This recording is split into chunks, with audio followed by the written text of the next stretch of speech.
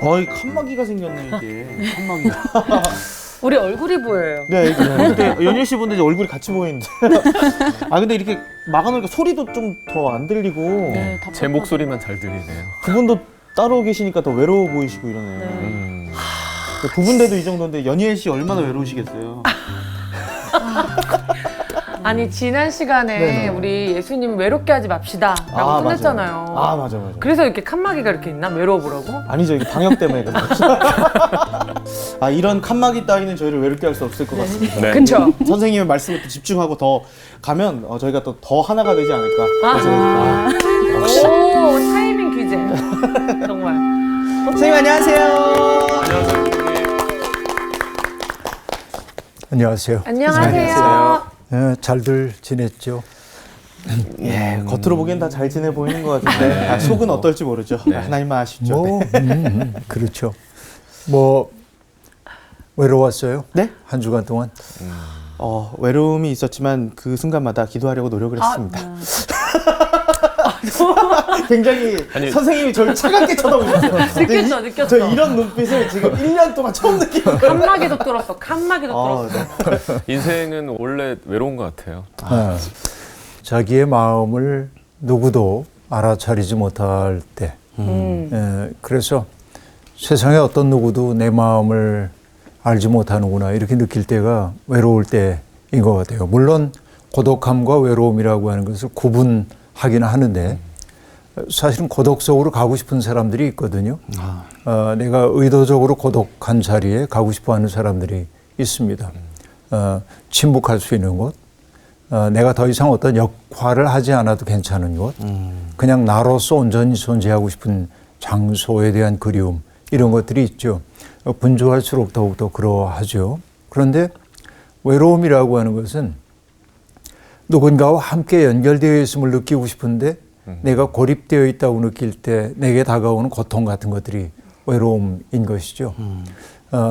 사람들에게 애워싸여져 있지만은 그러나 어느 누구도 내 마음을 깊이 이해하지 못한다고 느낄 때 사람은 연결되어 있기보다는 고립되어 있다고 하는 느낌 속에 있습니다.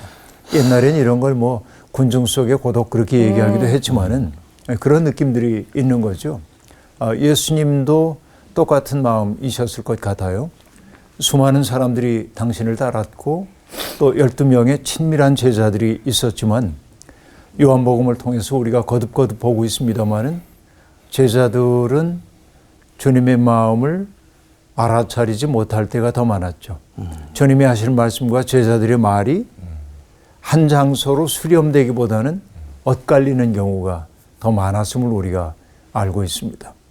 그런데 그럼에도 불구하고 이제는 당신의 때가 다가오고 있음을 알기 때문에 그 미성숙해 보이는 제자들을 두고 주님은 떠나야 합니다. 그러니까 안타깝잖아요. 그래서 주님은 그들을 위해 기도하시거든요. 마치 유언과도 같은 기도를 이제 하셔요. 그 어린, 나이가 어리다는 말이 아니라 영적으로 성숙하지 못한 그 제자들을 두고 떠나야 합니다. 그러나 그 제자들을 통해서 당신의 일을 또한 해야 합니다. 그러니까 그들을 위해 기도할 수밖에 없었고 오늘 우리가 함께 보게 될 요한복음 17장은 예수 그리스도의 기도입니다.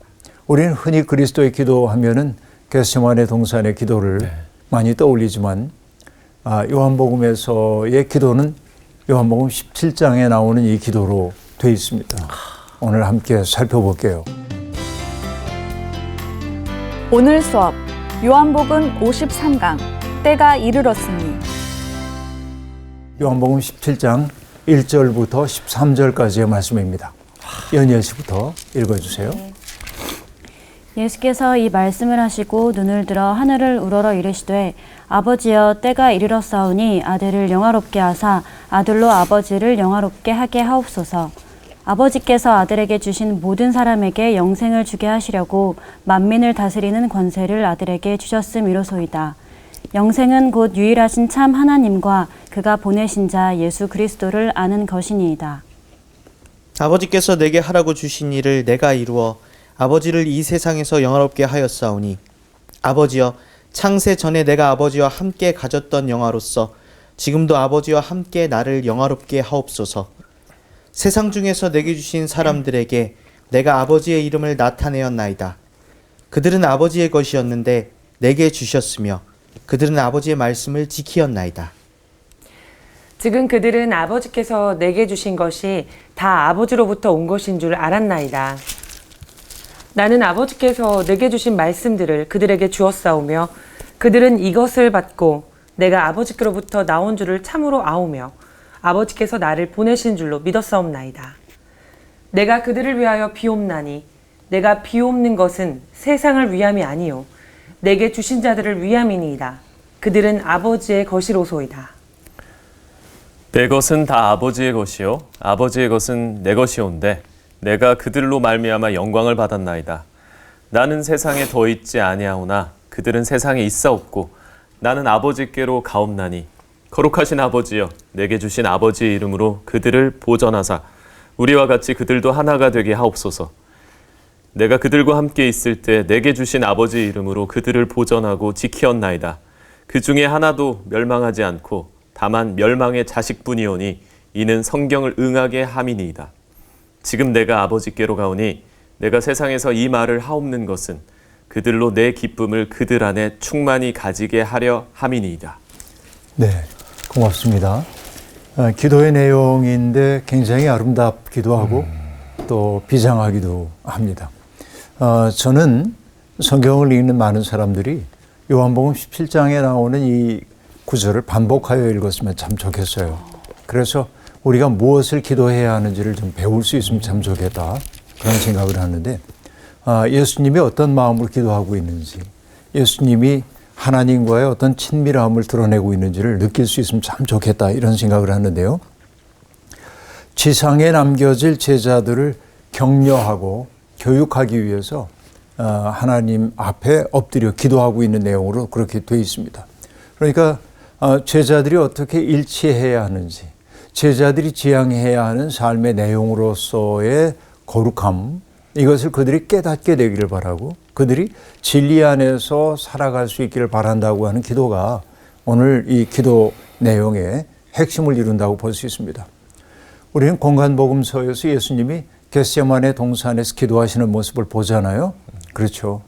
아버지가 할 만하시거든 이 잔을 내게서 물려주십시오라고 하는 잘 알려져 있는 기도가 있는데, 어쩌면 그 기도 못지않게 중요한 것이 요한복음 17장에 나오는 기도인데, 이 기도는 소홀히 사람들이 보고 있기 때문에 오늘 우리는 정말 아주 마음을 다하여서 이 기도를 들어볼 필요가 있습니다.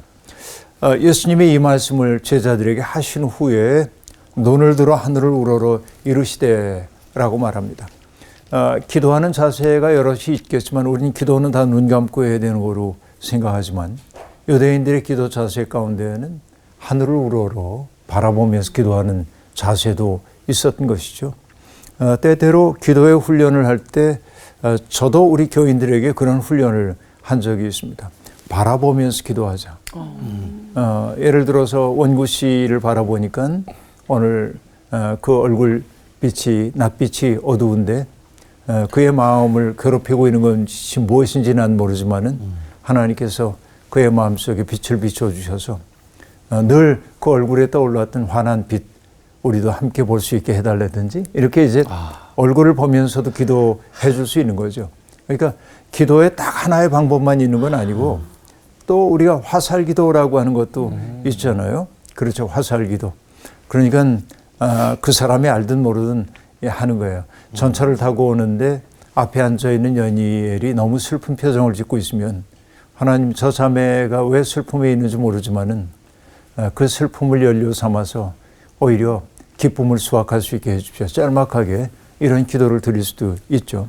설거지하면서도 기도할 수 있습니다. 많이 해요. 이 그릇에 밥을 담아 먹는 사람들이 건강하게 하시고 이렇게도 기도할 수 있겠죠. 이런 것들이 화살기도. 그러니까 기도의 모양은 다양한데 예수님은 지금 하늘을 우러러 보시면서 기도하는데 뭐라고 말씀하시냐면 아버지가 때가 이르렀사오니 하고 말합니다. 때가 이르렀습니다 하고 말합니다. 이 대목을 볼 때 여러분 혹시 떠오르는 시가 있나요? 때가 이르는 시요. 네. 시를 많이 잘 안 떠오르죠. 제가 얘기한 거 근데 기억날 거예요. 어떻게 이런 내용입니다. 주여, 때가 왔습니다. 지난 여름은 참으로 위대했습니다. 당신의 그림자 해시계에 얹으시고 들녘엔 바람을 풀어놓아 주소서. 마지막 과일이 무르익도록 명하소서. 이틀만 더 남국의 햇볕을 베푸시어 과일들의 완성을 재촉하시고 독한 포도주에는 마지막 단맛이 스미게 하소서. 일부를 읽었는데 되게 라이너 아는 마리아 척하고 릴케의 가을날이라고 하는 시입니다. 왜 처음 듣는 거 같지? 되게 아는 척하고 싶은데 뭐 모르겠네요. 처음 들어봤을 수도 있죠. 그런데 저는 이제 아버지여 때가 이르렀사오니 이 구절을 딱 보는 순간 주여 때가 왔습니다. 이게 이제 떠오를 수밖에 없어요. 그런데 라이너 마리아 릴케의 이 가을날이라고 하는 시가 아름다운 건 어떤 거냐면 시간이 지금 흘러가고 있습니다. 그렇죠? 여름이 지나가고 가을로 막 접어드는 거예요. 그런데 안타까워요. 조금 더 그 들녘의 바람이 불어와 가지고 이 열매를 무르익게 해줬으면 좋겠는데, 그렇죠? 햇볕도 조금만 더 쬐줬으면 좋겠는데, 그래서 마지막 과일이 무르익게 도와주십시오. 그렇죠? 지나가는 시간을 안타까이 여깁니다. 근데 지나가는 시간이지만, 사라져가는 시간이지만은 그 시간은 소멸이 아니라 뭐 하냐면은 뭔가를 성숙하게 하는 시간이 되기를 바라고 있는 것이죠. 이게 이제 중요한 것입니다.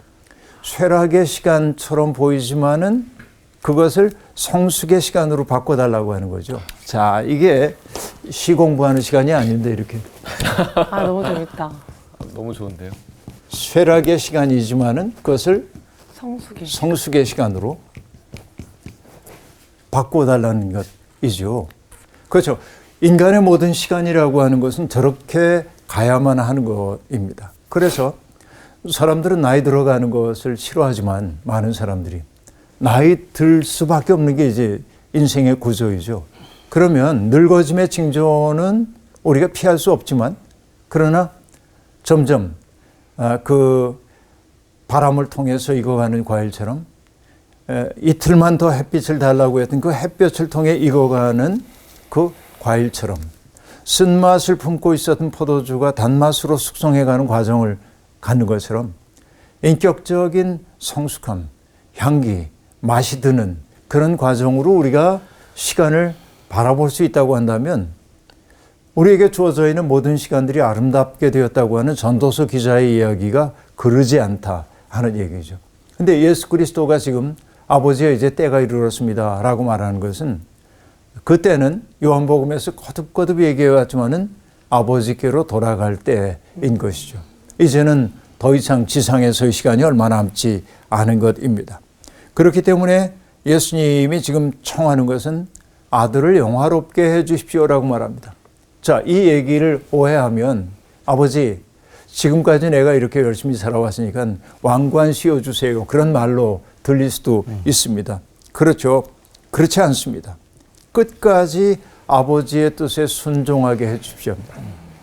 예수 그리스도의 영광은 보내신 분의 뜻을 온전히 이루어내는 것이기 때문에 나를 영화롭게 해달라고 하는 것은 지금 시련을 통과하여 갈 수밖에 없는 길인데 시련을 통과하는 그 길을 통해서도 내가 여전히 변하지 않고 아버지의 뜻을 온전히 수행하게 해 주십시오라고 하는 의미예요. 그러니까 굉장히 비장한 의미가 그 속에 있다고 볼 수 있습니다. 다시 말하면 고난의 잔을 마지막 한 방울까지 남김없이 마시게 해 주십시오. 그것을 통해서 내가 아버지를 영화롭게 하기를 원합니다. 아버지의 뜻이 이루어지기 위해서 난 그런 삶을 살기를 원합니다 라고 하는 얘기입니다. 자, 아름다운 죽음은 아름다운 삶이 거두는 열매인 것이죠.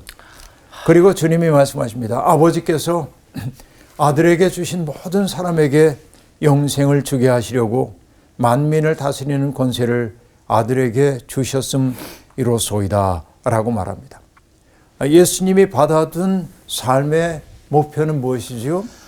하나님께서 주신 권세를 가지고 사람들을 영생으로 이끄는 것이 당신의 권세라고 얘기를 하고 있습니다.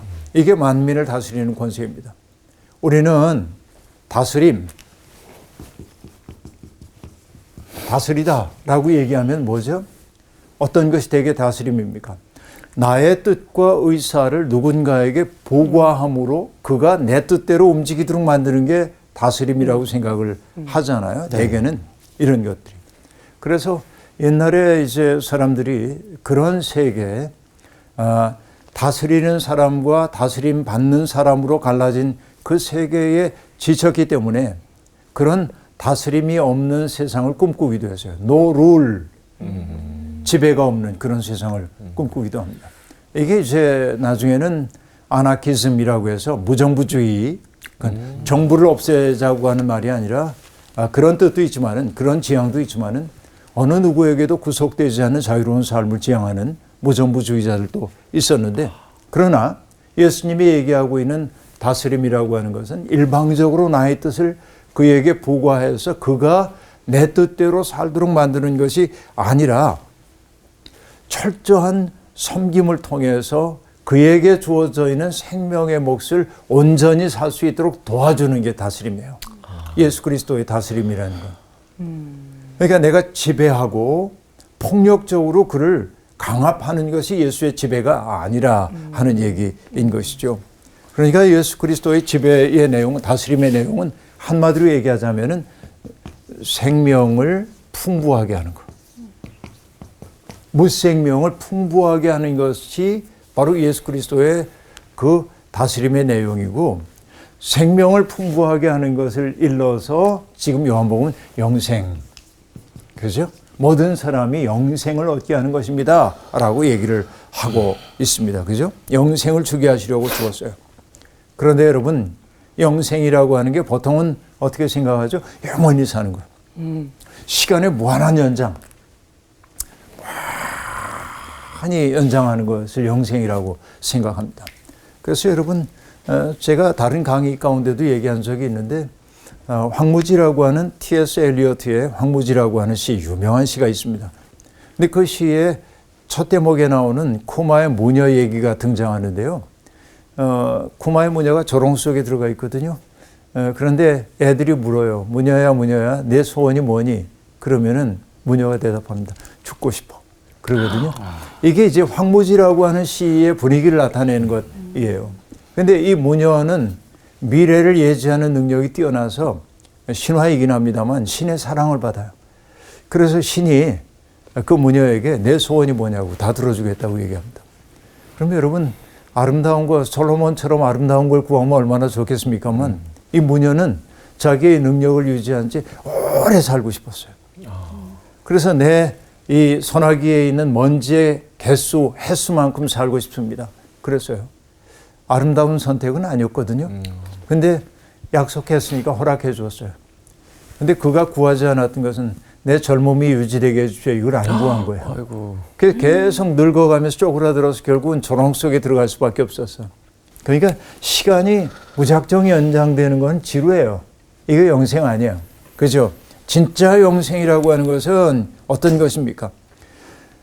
유일하신 참 하나님과 그가 보내신 자 예수 그리스도를 아는 것입니다 라고 말합니다. 그러니까 영생이라고 하는 것은 우리의 이 시간 속에 돌입한 영원의 경험, 이런 것인데, 그 영원의 경험이라는 것은 뭐예요? 하나님을 아는 것, 그리고 예수 그리스도를 아는 것이라고 이야기를 하고 있습니다. 그죠? 하나님과 깊은 친교를 나눈다고 하는 것입니다. 그러니까 예수 그리스도와 더불어서 깊은 일치를 이루는 것이 영생이라고 얘기하고 있습니다. 여러분, 외경에 나오는 지혜서에 보면 이런 이야기가 나옵니다. 하나님에 대한 무지가 그 안에 들어찬 사람들은, 다시 얘기하면 하나님을 모르는 사람들입니다. 이렇게 얘기해요. 모두 아둔하여 눈에 보이는 좋은 것들을 보면서도 존재하시는 분은 보지 못하고, 작품에 주의를 기울이면서도 그것을 만든 장인을 알아보지 못하였다라고 말합니다. 이게 지혜서 13장 1절의 말씀인데요. 눈에 보이는 것은 보는데 존재하시는 분은 보지 못해요. 그것을 존재하게 하신 분은. 작품은 보는데 작품을 만든 이는 보지 못하는 것이죠. 이게 뭐냐면 무지함이라고 볼 수 있습니다. 그래서 여러분, 무지하지 않고 뭔가를 안다라고 하는 것은 어떤 의미예요? 하나님을 안다고 하는 것은 다른 것 아닙니다. 우리에게 있는 개체로서의 생명만이 아니라 그것을 넘어서는 그 모든 생명의 근원을 알아차리는 것이, 그렇죠? 그 속에 내가 들어가는 것. 내 생명은 너무나 작은 생명이지만은 그 큰 생명의 일부라고 하는 사실을 알게 될 때, 그렇죠? 내 삶이 얼마나 소중한지를 알게 되고, 지금 나를 괴롭히고 있는 그 문제 때문에 내가 너무 나를 비하하거나 속상해야 할 이유가 없다는 것을 알게 되는 거죠. 영생을 누리고 사는 사람들은 어떠냐면 바로 그런 하나님을 알고 예수 그리스도를 알기 때문에 지금 당장 벌어지는 일 때문에 일희일비하지 않고 큰 세계 속에서 내 삶을 바라보게 된다라고 하는 말입니다. 1930년에 여러분 아시는 지그문드 프로이트라고 하는 심리학자가 문명의 불만이라고 하는 책을 썼는데, 이게 종교 비판이에요. 종교에 대한 비판이에요. 그 글을 읽었던 유명한 작가 로맹 롤랑이라고 하는 사람이 프로이트에게 편지를 보내요. 그래서 당신의 글을 읽고 내가 좀 낯선 게 있다고 얘기합니다. 그러면서 나는 마치 저 무한량의 바다 속에 내가 속하여 있다고 하는 그런 느낌을 받을 때가 있다. 이 무한의 세계 속에 내가 포섭되어 있다는 것을 느낄 때가 있다. 그러면서 그 느낌을 뭐라고 표현했냐면 오셔닉 필링, 그렇게 말하는데, 오션은 대양이죠. 네. 대양. 대양의 느낌. 그러니까 나와 너가 분리되어 있는 게 아니라 다 큰 생명 속에 이렇게 속하여 있다는 것을 내가 경험할 때가 있다. 근데 당신이 그런 것을 경험하지 못했다는 게 낯설다, 그런 얘기거든요. 바로 이것이 뭐냐면은 하나님 안에 있는 사람들의 경험인 거죠. 그러니까 하나님과 깊이 사귄다든지 예수 그리스도와 사귀게 된다고 하는 것은 바로 그 큰 세계 속으로 들어갑니다. 작은 나가 지향되는 것을 경험하는 것인 것이죠. 아름답지 않아요? 우리가 그 세계 속에까지 이제 가야 한다 하는 얘기이죠. 큰 세계에 내가 속했음을 알게 될 때 잣다란 문제들 때문에 고민하고, 물론 인생이라는 게 작은 문제들 때문에 어려워하기도 하고 뭐 울기도 하고 그런 거죠. 그러나 다음 순간, 그렇지, 내 인생이 지금 약간 쓰디쓴 건 사실이지만은 그러나 내 생명은 하나님께 속한 생명, 그렇죠? 이렇게 생각하게 될 때 용기를 가질 수 있는 것 아니겠어요? 주님은 바로 그걸 지금 구하고 있는 거예요. 제자들이 그걸 깨닫기를, 그렇죠? 아버지께서 내게 4절입니다. 하라고 주신 일을 내가 이루어 아버지를 이 세상에서 영화롭게 하였사오니, 아버지여, 창세전에 내가 아버지와 함께 가졌던 영화로서 지금도 아버지와 함께 나를 영화롭게 하옵소서. 자, 계속 반복되는 얘기였습니다. 네. 소명을 이루는 것, 바로 그 삶을 통해서 예수님은 하나님을 영화롭게 하였고, 그것은 태초로부터의 영화로움과 구별되지 않아요. 자, 큰 바다, 대양감 얘기했습니다만, 그 바다 속에서 보자고 한다면은 시간이라고 하는 게 소거되는 거예요. 그렇죠? 태초부터 지금에 이르기까지 예수 그리스도는 하나님의 마음과 분리된 적이 없는 거예요. 그러니까 지금 고난이라고 하는 시련이 내게 닥쳐왔을 때도 그런 깊은 사귐 속에서 멀어지지 않아 하나님의 영광을 끝없이 드러내게 해 주십시오라고 얘기하고 있습니다. 그렇죠? 그리고는 이제 제자들을 위한 기도가 시작돼요. 6절부터 세상 중에서 내게 주신 사람들에게 내가 아버지의 이름을 나타내었나이다. 무슨 말인지 알겠죠? 예수 그리스도는 당신을 드러내려고 한 것이 아니고 아버지를 드러내기 위해서 사셨죠. 하나님의 뜻에 대한 아멘이 되기 위해서 자기를 내려놓는 게 예수의 삶이었기 때문에 그렇습니다. 그들은 제자들이죠. 그들은 원래는 아버지께 속해 있었어요. 그런데 그들을 누구에게 맡기셨냐면 내게 주셨습니다 라고 말합니다. 그러니까 예수 그리스도와 함께 걷게 해주셨어요. 그들은 아버지의 말씀을 지키었나이다 라고 말하고 있습니다. 자, 6절부터 8절까지 보면 제자들을 일컫는 말들이 굉장히 다양하게 등장합니다. 뭐라고 얘기하냐면 하나님께서 내게 주신 사람들. 이게 첫 번째이고요. 두 번째는 그들은 아버지의 것이라고 얘기해요. 아버지께 속해 있는 생명이에요. 그리고 그들은 어떤 일을 했다고 얘기합니까? 아버지의 말씀을 듣고 지켰습니다 라고 말합니다. 하나의 공동체를 이루었어요. 그리고 그들은 어떤 사람들이에요? 아들과 아버지 사이에 깊은 일치를 이해하는 자리에까지 왔습니다. 사실은 이해 못하거든요. 제자들이. 네. 그런데 예수님은 지금 이해했다. 미완료예요. 아직은 그들이 이해하지 못하지만은 이해할 것이다. 마치 이해하는 것이 기정사실인 것처럼 지금 얘기하고 있어요. 사랑이라는 게 뭐라고 얘기했어요? 사랑은 바라고 믿고 참아내는 거라고 얘기했죠. 네. 그러니까 예수 그리스도가 제자들을 정말 사랑하기 때문에 여전히 미성숙하지만 그들이 성숙한 사람인 것처럼 지금 표현을 하고 있음을 볼 수 있습니다. 그렇죠. 이게 이제 6절부터 8절까지의 얘기입니다. 주님이 그들을 위해 빕니다. 뭐라고 빌어요? 내가 비옵는 것은 세상을 위함이 아니요 내게 주신 자들을 위함이니이다. 그들은 아버지의 것이로소이다. 자, 똑같은 얘기를 표현을 달리하여 다시 표현하고 있습니다. 내게 주신 자들인데 본래 그들의 소속은 누구예요? 아버지께 속해 있다는 겁니다.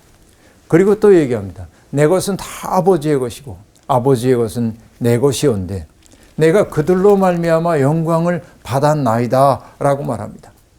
여러분 이것도 똑같은 거 미완료입니다. 그 제자들 때문에 영광 받지 못하셨죠 아직은. 그러나 미구에 벌어질 그 일이 마치 완성된 것처럼 지금 표현을 하고 있습니다. 제자들의 현실은 어떠합니까? 여전히 흔들리고 있고 더러는 주님을 배신하기도 했고 그리고 영문을 몰라 어쩔 줄 몰라 하고 있는데도 불구하고 영광을 받으셨다고 얘기해요. 그들을 통해서. 그렇죠? 이 가없는 믿음, 이 가없는 믿음. 이게 그리스도이죠. 그러니까 여러분 제가 좋아하는 그 칼 야스퍼스라고 하는 철학자가 있는데 독일 말로 얘기하면 Menschsein ist Menschwerden이라고 한 말이 있는데 인간 존재는 인간 되어감이다. 인간 존재는 인간 되어감. becoming이에요. becoming. 그러니까 우리는 어떤 사람을 바라볼 때 현재의 모습만 바라보고 판단해서 그 사람 틀렸어. 저 사람은 뭐 어때요? 이렇게 이제 이 경향이 우리에게 있잖아요. 그런데 여러분 저도 경험하는 것이지만은 참 재미나는 게 우리 학교 다닐 때는 공부 굉장히 잘하는 친구들이 가장 잘 살 것 같았는데 세월이 좀 흘러가고 보니까 네. 뭐 공부는 뭐 썩 잘하지 못했지만 정말 인간답고 인간미가 있고 누구 아낄 줄 알고 이런 사람들이 있잖아요. 공부는 엄청나게 잘했는데 굉장히 이기적이고 자기 중심적이어서 주변에 피해를 입히고 그런 사람도 있잖아요. 많아요. 그러니까 우리가 많아요. 많이 봤어요. 네. 현재의 모습으로 그 사람을 자꾸 평가하면 안 돼요. 여러분 제가 교회에 처음 갔을 때 전 청년 시절에 교회를 처음 갔는데 교회학교 교사를 했어요. 근데 내가 맡고 있었던 아이들 가운데 초등학교 아이들 가운데 그 뭐랄까 약간 그 정신 지체인 아이가 있었어요. 그 아이가 너무 귀해요. 그리고 안타깝기도 하고. 그래서 내가 많이 아꼈어요. 그러니까 이 애도 나를 굉장히 좋아해요. 굉장히 좋아해요. 근데 늘 내 걱정은 얘가 장차 어떻게 살게 될까? 어떻게 살게 될까? 이제 그 걱정을 하고 있었어요. 그리고 그 교회를 떠났는데 상당한 시간이 흐른 다음에 내가 있었던 교회 쪽을 가다가 그 아이를 봤어요. 아이 둘을 데리고 있는데 그 표정이 너무 좋은 거야. 결혼해서 살고 있는 거죠. 그러니까 제가 어떻게 사람 무시를 할 수 있을까? 이거 인간의 생각이고. 그렇죠. 정말 어떤 변화가 일어나는지 우리가 알 수가 없어요. 그래서 지금 부족한 사람이라고 해서 늘 부족한 사람 취급하면 안 돼요. 그렇죠? 사랑이라는 건 바라고 믿고 참아내는 거라고 얘기했잖아요. 그러니까 인간 존재는 인간 되어감이에요. 근데 이 되어감이라고 하는 건 결국 뭐냐면 신뢰해주는 사람을 통해 그렇게 되어가는 거예요. 그렇죠? 가없는 신뢰를 통해서 우리가 그렇게 변해가는 것이라고 얘기할 수 있겠죠. 피그말리온 효과라는 걸 들어봤는지 모르겠습니다만은 여러분 교육학에서 나오는 이야기입니다. 내가 간절히 바라고 원하는 것들은 실체가 되어 나타난다라고 하는 것 아닙니까? 그죠? 그런 게 있는 거예요. 그러니까 예수 그리스도는 여전히 제자들이 당혹감 속에 있고 불안정하고 이해력도 부족하지만은 그들을 통하여 영광을 받았다고 선언하고 계세요. 왜? 이 가없는 신뢰가 그들을 이끌고 가는 힘이 되기 때문에. 그들의 현 상태만을 가지고 평가를 했다고 한다면 예수님은 실망해서 너희들에게 그러는지 모르지만 주님은 그들의 변화된 미래의 모습까지 바라보면서 지금 얘기를 하고 계신 것이죠. 우리가 이런 예수님의 마음을 조금이라도 닮을 수 있다고 한다면 사람들을 함부로 대할 수 있을까요? 저는 요즘 너무 슬픈 게 자기하고 생각이 다른 사람들을 보면은 아, 저 사람은 나하고 생각이 다르구나 그러면 되는데 쓰레기. 너무 이렇게 맞아요. 말하는 사람들이 너무 많아져서 함부로. 이건 너무 속상해요. 이건 정말로. 어느 인간도 그렇게 경멸되어서는 안 됩니다. 그렇죠. 이건 신앙인들은 더더군다나 그렇게 얘기하면 안 되는 거라고 볼 수 있어요. 말이 달라져야 하는 것이죠. 예수 그리스도에게 우리가 배워야 하는 것이죠. 바로 그런 것이라고 볼 수 있습니다. 그렇죠. 정말 그 흔들리는 그들이지만은 그들을 통해 영광을 받았다고 얘기하고 11절에 보면 주님이 말씀하십니다. 나는 세상에 더 있지 아니하오나 그들은 세상에 있사옵고 나는 아버지께로 가옵나니 거룩하신 아버지여 내게 주신 아버지의 이름으로 그들을 보존하사 우리와 같이 그들도 하나가 되게 하옵소서라고 말합니다. 이제 주님은 떠날 날이 되고 나니까 남겨진 그 제자들이 서로 하나가 되어야만 한다는 것을 하나님께 아뢰고 있어요. 사탄이 하는 일은 어떤 일이죠? 사탄이 하는 일은 틈을 만들고 그 틈에 쐐기를 박아가지고 나누어요. 그래서 사탄의 전략을 말할 때 사람들이 흔히 뭐라고 하냐면 divide and rule 그래요. divide 나누고 지배한다라고 하는 말입니다. divide and rule 이게 사탄의 전략입니다. 그래서 우리 가가지고 그러는 거예요. 원구씨. 네. 연희엘이 원구씨 욕하고 다니던데. 진짜요? 이렇게. 그래서 유주 씨가 가가지고 얘기하는 거야. 구체적으로 어느 날 어느 장소에서 이렇게 욕했어 하고 얘기하면 확인이 되지 않았는데도 연희엘에 대한 반감을 갖게 되잖아요. 여기에 사탄이 하고 있는 일들이에요. 그렇죠. 사탄은 나누고 그리고 쐐기를 박아서 갈라지게 만들어요. 그러나 하나님이 하시는 일은 뭐예요? 하나 되게 하는 분이에요. 하나님은. 그렇죠. 하나됨이라고 하는 건 그 매개는 뭐죠? 사랑입니다. 사랑할 때만 사람은 하나가 되기 때문에 그렇습니다. 예수님이 제자들이 하나가 되기를 원하는 까닭은 무엇일까요? 여러분, 나뉜 상태로는 생명과 평화를 본질로 하는 하나님 나라에 속할 수가 없기 때문에 그래요. 그래서 이렇게 말합니다. 욕망은 나누지만 사랑은 이어준다. 네? 내가 욕망에 바탕을 둔 인생을 살게 될 때 늘 하는 얘기지만 욕망은 배타적이에요. 내 것부터 채워야 하기 때문에. 욕망에 바탕을 두고 살다 보면 나눠져요. 왜 너만 채워? 나도 배고픈데? 이게 있잖아요. 사랑은 뭐냐면 아 나도 배고프지만 저 사람도 배고프겠다. 동기가 다르잖아요. 그 마음씀을 만났을 때 내 마음도 열리잖아요. 그래서 가까워지게 만들어요. 욕망은 나눠지게 만들고 사랑은 하나 되게 하는 거예요. 그러니까 예수 그리스도가 제자들이 하나님과 예수 그리스도가 일치됐던 것처럼 저들도 일치되게 해주십시오라고 말하는 것은 바로 그런 일치의 표징이야말로 생명과 평화를 본질로 하는 하나님 나라의 표징이기 때문에 그런 거예요. 그걸 지금 구하고 있어요. 그렇죠? 12절 내가 그들과 함께 있을 때 내게 주신 아버지의 이름으로 그들을 보존하고 지키었나이다. 그 중에 하나도 멸망하지 않고 다만 멸망의 자식뿐이오니 이는 성경을 응하게 함이니이다. 예수님이 힘을 다했던 것은 뭐예요? 제자들을 지키고 보존하는 것이었습니다.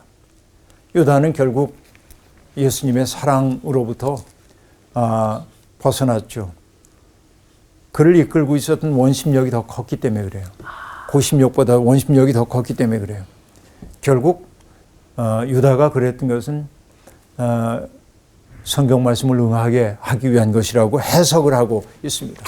내가 신뢰하여 내 떡을 나눠 먹던 나의 가까운 친구도 나를 대적하여 그의 발꿈치를 들었나이다 라고 하는 시편 41편 9절의 말씀이 응한 것으로 해석을 하고 있습니다.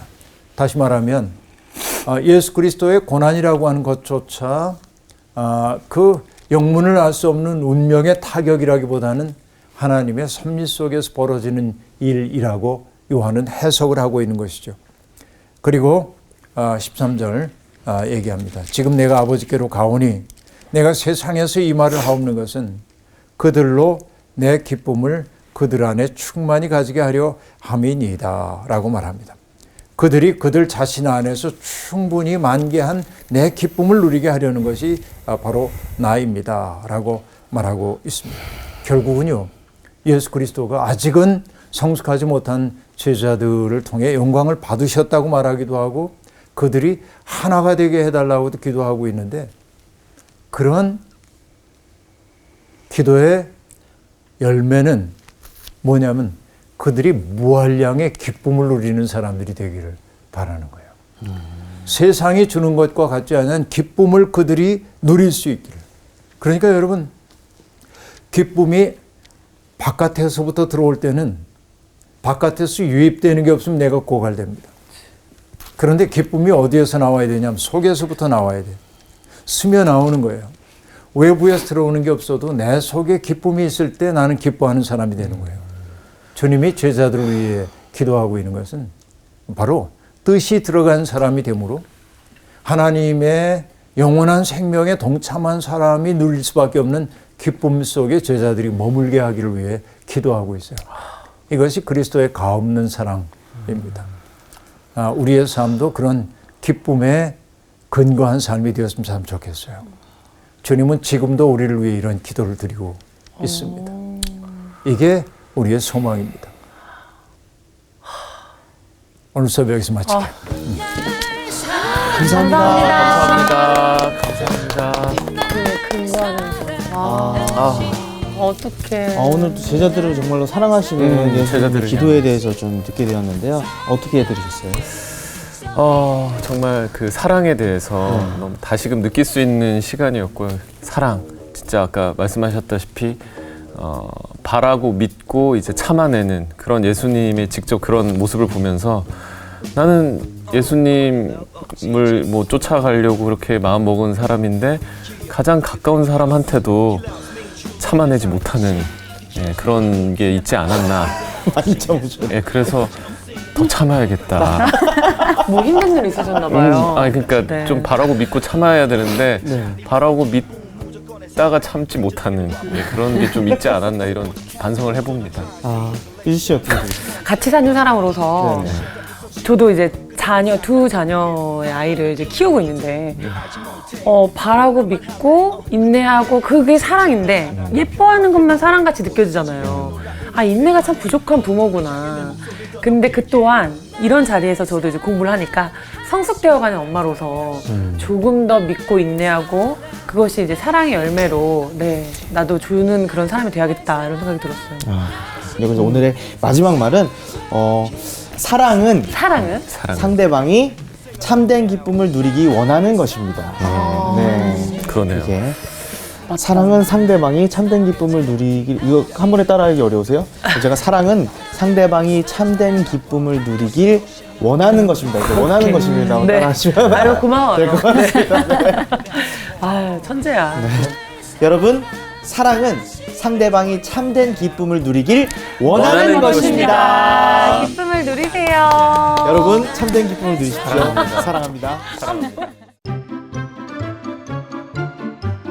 이번 주 퀴즈입니다. 사도 바울은 믿음이 무엇에서 난다고 했나요? 1번 읽음, 2번 들음, 3번 행함. 정답을 아시는 분은 CBS 성서학당 홈페이지에 정답을 올려주시거나 우편으로 보내주시면 됩니다. 선정되신 분들에게는 대한성서공회에서 발행한 성경 통독을 위한 최고의 제습서 성경 2.0, 성서학당 선생님들의 저서 중 하나를 드립니다.